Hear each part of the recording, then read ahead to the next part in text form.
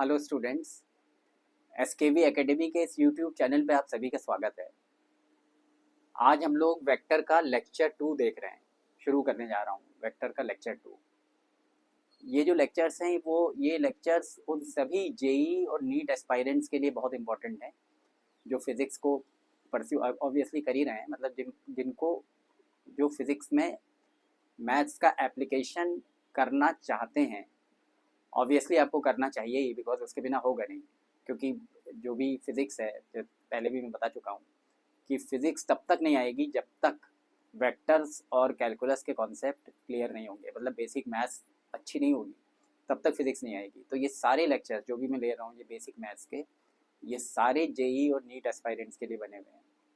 आज का लेक्चर बिल्कुल ध्यान से सुनिएगा, लास्ट तक लेक्चर को देखिएगा, और आपको पसंद आए तो हमारे चैनल को सब्सक्राइब करिएगा, लाइक करिएगा। पिछले लेक्चर में, जो कि वेक्टर का लेक्चर 1 था, मैंने वेक्टर एडिशन और वेक्टर सब्ट्रैक्शन के बारे में बेसिक बातें बता दी थी कि वो क्या है। तो उसी सिलसिले को आगे बढ़ाते हैं। वेक्टर सब्ट्रैक्शन के बारे में बात चल रही थी। तो सब्ट्रैक्शन की एक प्रॉब्लम और करते हैं आज। मान लीजिए एक वेक्टर ये है ए, मैग्नीट्यूड है मान लीजिए 3, और ये दूसरा वेक्टर है बी, मैग्नीट्यूड है मान लीजिए 4।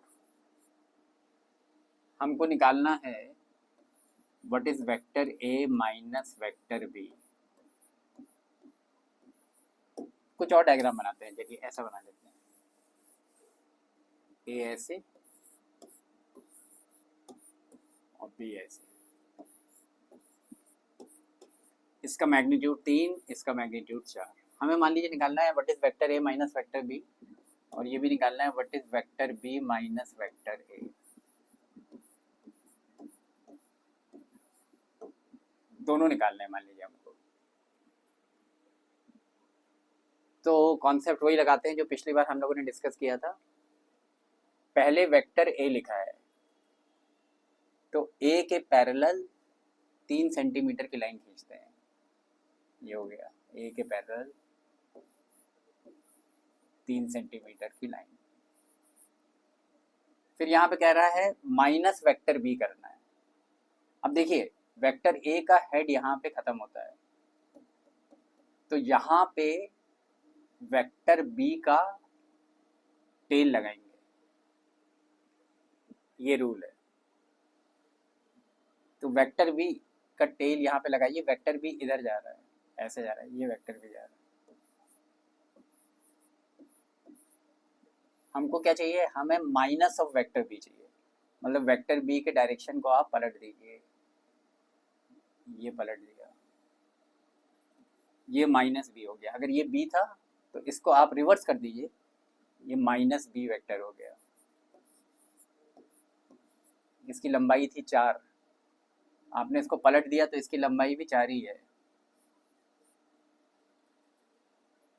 अब ऐसे सोचिए, आपने यहाँ से स्टार्ट लिया था, पहले आप ऐसे गए, फिर आप ऐसे गए, तो यहाँ से चल के यहाँ पहुँचे। ये स्टार्ट पॉइंट, ये फिनिश पॉइंट। तो आपका जो डिस्प्लेसमेंट होगा वो ये होगा, start point to finish point. ये जो डिस्प्लेसमेंट होगा ये vector A minus vector B होगा। सिमिलरली देखिए, यही फिजिक्स की और मैथ्स की ब्यूटी है कि अगर आपको एक चीज़ पता है, खास तौर से फिजिक्स की, कि अगर आपको एक चीज़ पता है, एक लॉ पता है, तो उस लॉ से आप बहुत सारे क्वेश्चंस कर सकते हैं, बहुत सारी प्रॉब्लम सॉल्व कर सकते हैं बार बार उसी लॉ को लगाते हुए। मतलब बस आपको एप्लीकेशन चाहिए, प्रैक्टिस चाहिए। अब आपको क्या निकालना है? Vector B minus vector A. Rule वही लगेगा, जो रूल बता दिया गया बस वही रूल लगेगा। तो यहाँ पे क्या है? यहाँ पे पहले बी वेक्टर लिखा है, तो पहले आप बी वेक्टर बनाइए। तो ओरिजिनल डायग्राम में देखिए ये है बी वेक्टर। तो बी वेक्टर के पैरेलल 4 सेंटीमीटर की लाइन खींचिए। ये हो गया, बी के पैरेलल 4 सेंटीमीटर की लाइन खींच दी, ये बी वेक्टर हो गया। 4 सेंटीमीटर। आगे क्या लिखा, minus A vector, A vector इधर जा रहा है ना। अब कॉन्सेप्ट वही है, बी वेक्टर का हेड यहाँ पे खत्म हो रहा है, जहां पे बी का हेड खत्म हो रहा है वहां पे ए का टेल लगा दीजिए, यहाँ पे ए का टेल लगा दीजिए, और फिर ए के पैरेलल 3 सेंटीमीटर की लाइन खींचिए, उधर ए को देखिए, ए के पैरेलल 3 सेंटीमीटर की लाइन ये हो गई, ये हो गया आपका ए वेक्टर। आपको वहां क्या चाहिए, आपको चाहिए minus of A vector, minus of A vector इसी का उल्टा होगा, इसको उल्टा कर दो ऐसे, ये माइनस ऑफ ए वेक्टर है, ये लंबाई भी 3 होगी।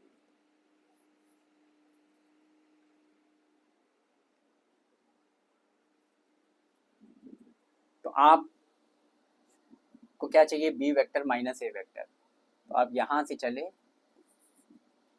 और माइनस ए वेक्टर यहाँ पहुंचे, स्टार्ट पॉइंट फिनिश पॉइंट दोनों को मिला दीजिए, start point to finish point ये एरो जाएगा, तो ये जो होगा this will be your B vector minus A vector, ये बन गया डायग्राम। तो ये हुआ तुम्हारा A vector minus B vector, और ये हुआ B vector minus A vector, बन गया। तो ये वेक्टर सब्ट्रैक्शन का कॉन्सेप्ट था। अब आप लिखिए, अगला हेडिंग डाल लेते हैं, मैग्नीट्यूड लिखिए, मैग्नीट्यूड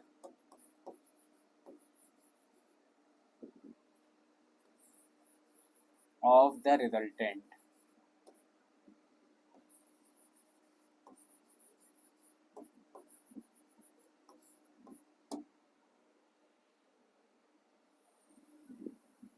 रिजल्टेंट का मैग्नीट्यूड। जैसे मान लीजिए ये आपका ए वेक्टर है, यहाँ पे मैंने इसके ऊपर वेक्टर का एरो नहीं लगाया, वेक्टर का एरो नहीं लगाया तो मतलब ये सिंपली ए लिखा है मैंने, सिंपली ए का मतलब क्या हुआ, ये वेक्टर ए का मैग्नीट्यूड है, मतलब ये लेंथ जो है वो ए है।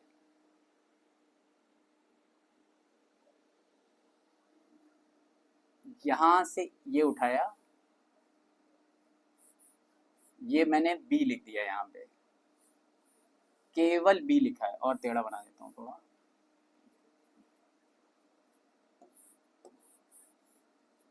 यहाँ पे मैंने केवल बी लिखा है,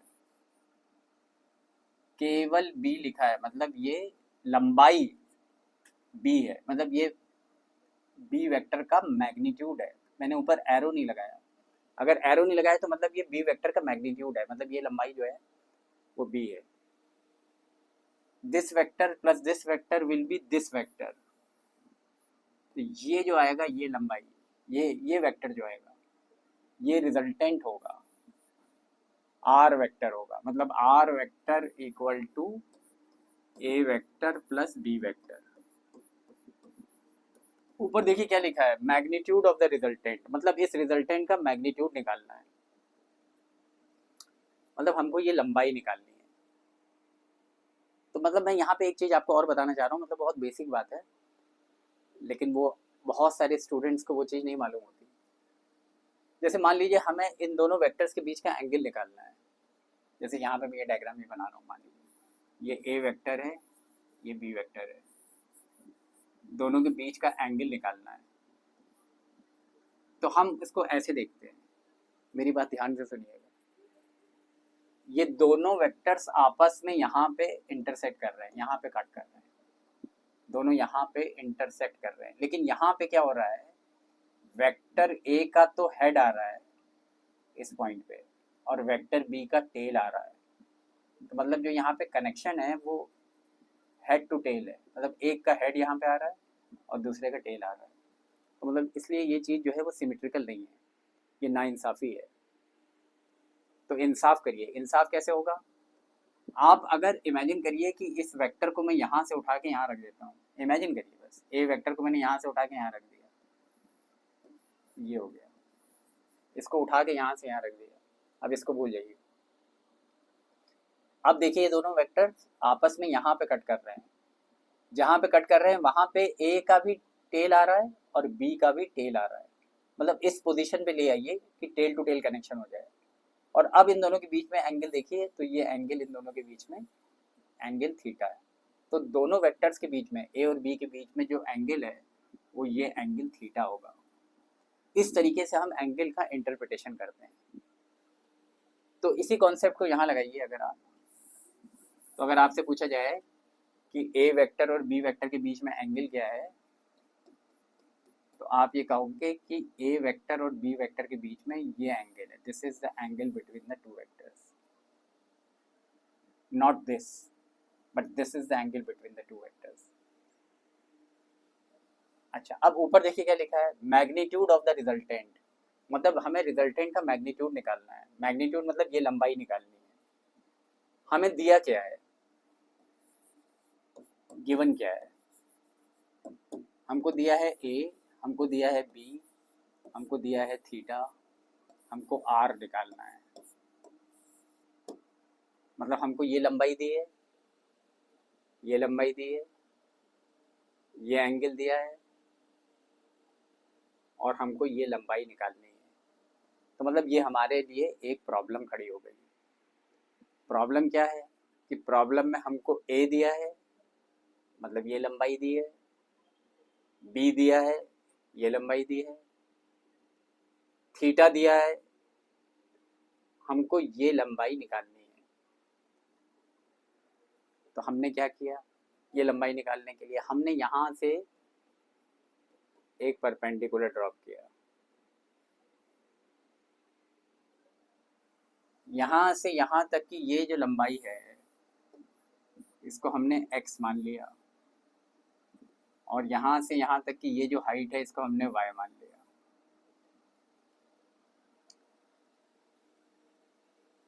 इस ट्राइंगल में हमने ऑब्जर्व किया, इस ट्राइंगल में साइन थीटा कितना होगा, इस ट्राइंगल में साइन थीटा होगा perpendicular upon hypotenuse, y upon B, y upon B.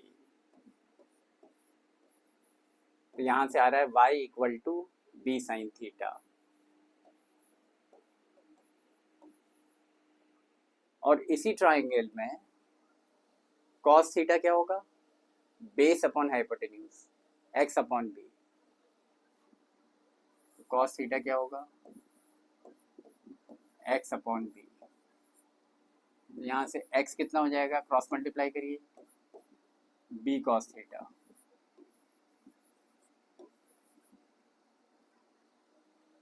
x आ गया, y आ गया, हमें r निकालना है। अब बड़े ट्राइंगल में आप देखिए ये एंगल 90 डिग्री है, तो इस बड़े ट्राइंगल में आप पाइथागोरस थ्योरम लगा सकते हो। पाइथागोरस थ्योरम क्या कहेगी कि R square will be equal to this square, मतलब a प्लस एक्स का स्क्वायर प्लस वाई स्क्वायर। यहाँ से आ गया आर स्क्वायर, एक्स की वैल्यू क्या है, b कॉस थीटा, यहाँ पे डालिए,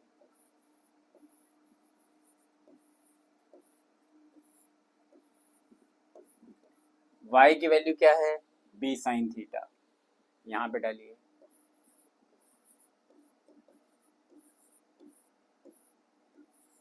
ये आ गया।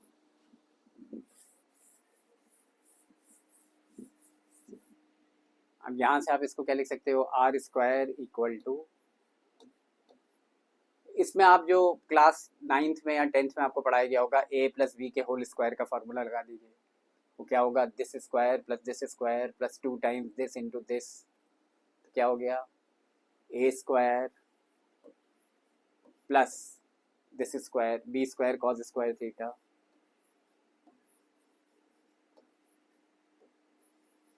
Plus 2 times this into this, 2 times A B cos theta, और बाकी ये क्या बचा यहाँ से, B squared sine square theta, यह है।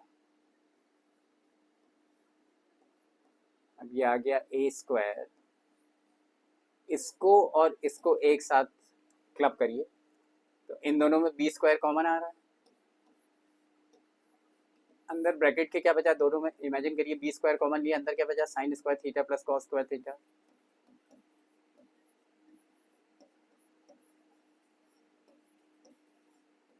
और आगे क्या बचा,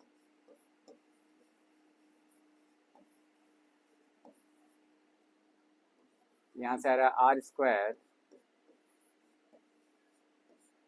sine square theta plus cos square theta 1 होता है, यहाँ पे बचा B square plus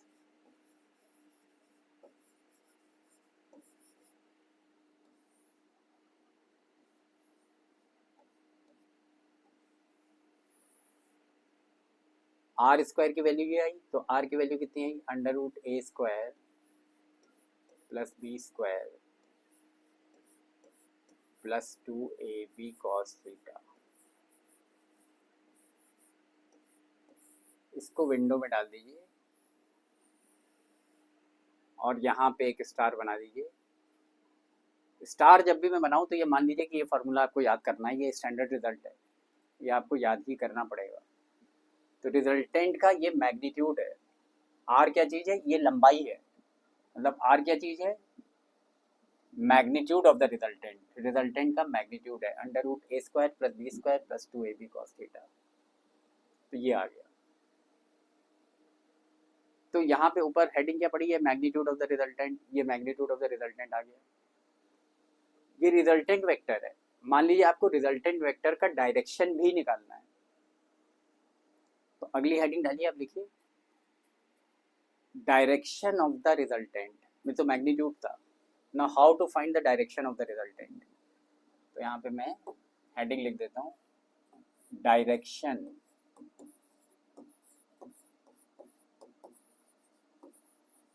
of the resultant.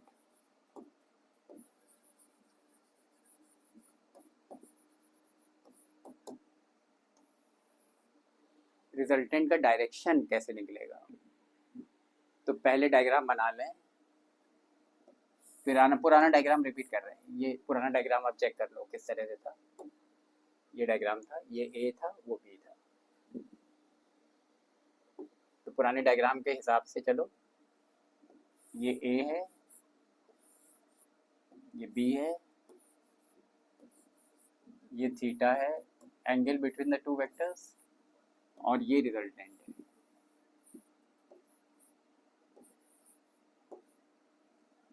आपको रिजल्टेंट का डायरेक्शन निकालना है, मतलब आपको ये एंगल निकालना है अल्फा। अगर आपने ये एंगल अल्फा निकाल लिया तो आपको पता चल जाएगा कि जो रिजल्टेंट वेक्टर है वो ए वेक्टर से क्या एंगल बना रहा है, मतलब उसका स्पेस में क्या डायरेक्शन है आपको पता चल जाएगा। वेक्टर की कंप्लीट इन्फॉर्मेशन के लिए आपको क्या चाहिए, वेक्टर का मैग्नीट्यूड चाहिए, उसका साइज चाहिए, और उसकी दिशा चाहिए, डायरेक्शन चाहिए। तो अगर आपका अल्फा आ गया तो डायरेक्शन भी आ गया, मतलब किस दिशा में रिजल्टेंट है ये आपको पता चल जाएगा। तो मतलब रिजल्टेंट का डायरेक्शन निकालने के लिए हमें अल्फा निकालना पड़ेगा। चलिए देखते हैं। अभी हमने देखा था कि ये जो लंबाई है ये बी कॉस थीटा आ रही थी, और ये वाली लंबाई बी साइन थीटा आ रही थी। हम क्या चाहते हैं, हम अल्फा निकालना चाहते हैं। इस ट्राइंगल से अगर आप देखो, इस बड़े ट्राइंगल में देखो, तो tan अल्फा क्या होगा,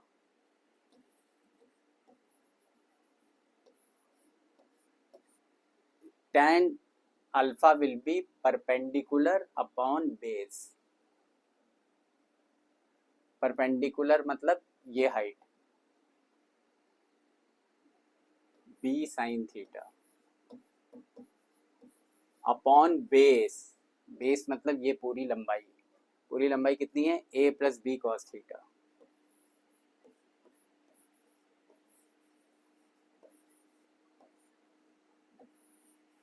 ये फॉर्मूला भी आप याद कर लीजिए। यहाँ से आपको tan अल्फा मिल जाएगा, मतलब आप b की वैल्यू डालिए, थीटा की वैल्यू डालिए, a की वैल्यू डालिए, तो आपको यहाँ से tan अल्फा मिल जाएगा। एक बार आपको tan अल्फा मिल गया तो आपको अल्फा मिल जाएगा, अल्फा मिल गया तो आपको डायरेक्शन आ जाएगा। तो रिजल्टेंट के डायरेक्शन के लिए आप ये फार्मूला यूज़ कर सकते हो। यहाँ पे मैंने तारा बना दिया, इसको याद कर लीजिए, इसी फॉर्म में इसको याद कर लीजिए। तो चलिए इतनी बात हो गई।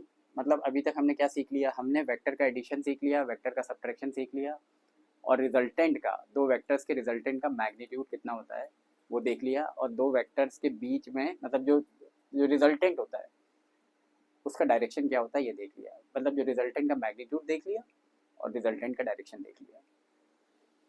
चलिए अब मैं आपको एक यहाँ पे एक बहुत अच्छी चीज़ बताने जा रहा हूँ, इसको कहते हैं कॉस रूल। मतलब इसको कोसाइन बोलते हैं एक्चुअली, मैंने शॉर्ट में लिख दिया कॉस, कोसाइन रूल। तो कॉस रूल क्या है? अभी देखिए कि हमने ये देखा कि अगर मान लीजिए ये ए है, ये बी है, ये थीटा है, ये आर है, तो अभी हमने देखा कि जो आर होता है that is equal to under root A square plus B square plus 2ab cos theta. Resultant का ये फॉर्मूला हमने, दो वेक्टर्स के रिजल्टेंट का ये फॉर्मूला हम डिराइव कर चुके हैं। अब देखिए ये जो पूरा एंगल है यहाँ से यहाँ तक का, आपको पता ही है ये एंगल कितना होता है, 180 डिग्री होता है। 180 डिग्री इक्वल टू, याद कर लीजिए, पाई रेडियंस होता है। ठीक है, छोटी छोटी बातें हैं, मैं बताता रहूँगा। यहाँ मैंने तारा बना दिया। तो ये जो पूरा एंगल है ये पाई रेडियंस है। अगर आपसे पूछा जाए कि ये एंगल कितना होगा यहाँ से यहाँ तक का, ये अल्फा है, ये पूरा पाई है, और ये थीटा है, तो अल्फा कितना होगा? Alpha will be equal to pi minus theta. या थीटा कितना होगा? अगर पूछा जाए थीटा कितना होगा, ये पूरा पाई है तो थीटा कितना होगा? Theta will be pi minus alpha. तो यहाँ पे ये जो थीटा है इसकी जगह मैं पाई माइनस अल्फा लिख सकता हूँ। तो थीटा की जगह लिख दीजिए पाई माइनस अल्फा। अब ये आगे मैं आपको ट्रिग्नोमेट्री में पढ़ाऊंगा कि cos pi minus alpha is equal to minus cos alpha. ये आगे ट्रिग्नोमेट्री में हम लोग डील करेंगे। Cos pi minus alpha equal to minus cos alpha. तो यहाँ पे ये क्या लिखा था, कॉस पाई माइनस अल्फा, इसकी जगह मैं लिख सकता हूँ माइनस कॉस अल्फा। तो लिखिए इसकी जगह माइनस कॉस अल्फा लिखिए, तो यहाँ पे ये माइनस आ जाएगा और ये हो जाएगा कॉस अल्फा, ये होगी।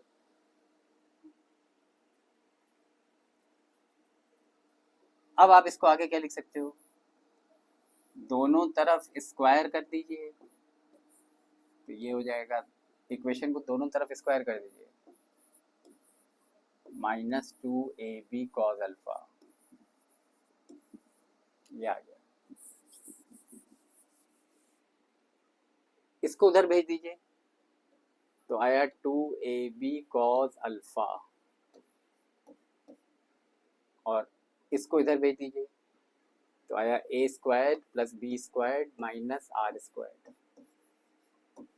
तो कॉस अल्फा कितना आ गया, यहाँ से कॉस अल्फा आ गया a square plus B square minus R square upon 2 times A B. अब देखिए ये जो है ये कॉस रूल कहलाता है। तो मतलब ये हुआ कि जैसे आप इसको याद करने का मैं तरीका बताता हूँ, मैं बीच बीच में देखो मैं हर चीज़ डिराइव भी कर दूंगा और बहुत सारी चीज़ें मैं याद भी करा दूंगा। तो जैसे यहाँ पे ये एंगल अल्फा है, तो यहाँ आप डायग्राम देखिए, ये एंगल अल्फा जो है ये इस साइड और इस साइड से मिल के बना है। तो cos alpha will be equal to इस साइड का स्क्वायर प्लस इस साइड का स्क्वायर माइनस सामने वाली साइड का square upon 2 times this side into this side. This is the way, मतलब इस तरीके से इस फॉर्मूले को आप याद कर सकते हो, क्योंकि इतनी सारी चीज़ें हो जाएंगी धीरे धीरे करके कि याद करना मुश्किल हो जाएगा। मतलब कोई ना कोई आपको तरीका बनाना होगा, मेथड बनाना होगा चीज़ों को याद करने के लिए। तो अब इससे फ़ायदा क्या हुआ? इससे ये फ़ायदा हुआ कि अगर आपको अल्फ़ा मालूम है, देखिए दिमाग सीधे जाता है, दिमाग केवल फ़ायदे के लिए जाता है। दिमाग इस पे जाता है कि मुझे इससे फ़ायदा क्या हुआ। मुझे फ़ायदा ये हुआ कि अगर आपको अल्फ़ा पता है, ए पता है, बी पता है, तो यहाँ से आप आर निकाल सकते हो। इस फॉर्मूले को यूज़ करके आप आर की वैल्यू निकाल सकते हो। तो ये फ़ायदा हुआ, कॉस रूल का ये फ़ायदा हुआ। तो अगर आप स्पेशल केस की बात करो, जैसे आपने मान लीजिए स्पेशल केस की बात करी, स्पेशल केस में अल्फा को मान लीजिए आप 90 डिग्री रख देते हो, तो यहाँ पे ये cos 90 आ जाएगा और cos 90 जीरो होता है। तो यहाँ पे जो इसका बाएं साइड है, लेफ्ट हैंड साइड है, वहाँ पे जीरो आ जाएगा, तो ये जीरो हो जाएगा, लेफ्ट हैंड साइड जीरो हो जाएगा। राइट हैंड साइड में क्या बचेगा? A square plus B square minus R square upon 2ab। इसके अगले स्टेप में क्या हो जाएगा? इसको इससे क्रॉस मल्टीप्लाई करो, जीरो से किसी नंबर को मल्टीप्लाई करोगे तो जीरो ही आ जाएगा। तो zero equal to A squared plus B squared minus R square, यानी क्या आ गया? A square plus B square equal to R square. मतलब यहाँ से ये आ गया, देखिए R square equal to A square plus B square. मतलब अगर अल्फा 90 डिग्री है, विजुलाइज करिए, अगर अल्फा 90 डिग्री है तो मतलब ये चित्र ऐसा बन जाएगा, ये 90 डिग्री है और ये रिजल्टेंट हो जाएगा। तो अगर इस पर आप पाइथागोरस लगाते तो भी तो यही आता, R square equal to A square plus B square. तो मतलब यहाँ से पाइथागोरस का वैलिडेशन भी हो रहा है, मतलब Pythagoras is a special case of this general formula. तो चलिए, उम्मीद करता हूँ कि आज का लेक्चर आपको पसंद आया होगा, और अगर आपको पसंद आया तो प्लीज़ हमारे इस चैनल को सब्सक्राइब करिएगा, लाइक करिएगा, फॉलो करिएगा। Thank you very much for this wonderful interaction. Have a nice day. Bye.